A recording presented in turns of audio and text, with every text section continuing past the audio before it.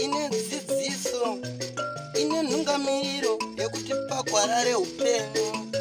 Ndipo patinoona ana sekuru vedu ari masvikiro nemapositori, topa kumatendo kuvayera shumba vatidzidzisa nekutipawo gwara iri.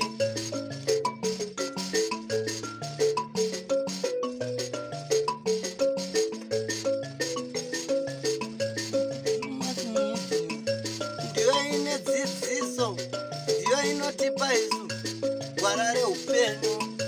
Ndipo patinowana vana sekuru nemapositori vachitipa gwara reupenyu, togopawo matendo kuvayera shumba vakatidzidzisa nezambuko racho. Ndivo vakatipa vabatsiri ava, vatipa vabatsiri tigove nedzidziso.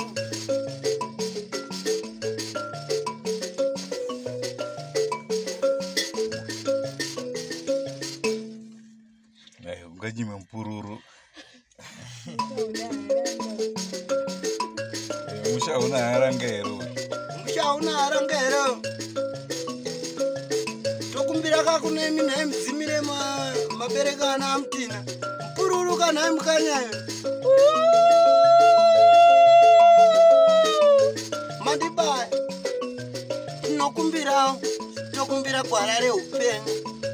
Idzidziso kune vanoterera kutoshora unozvivharira nzira idzi, nzira dzimwe chete. Anoda kuchitendero achida kuchiwana, tese tiri vamwe chete. Uyewerere nje, uyewerere nje, uyewerere nje, uyewerere nje. Ndakumbira shumba onaka ndakutenderere, wati pagwara reupenyu.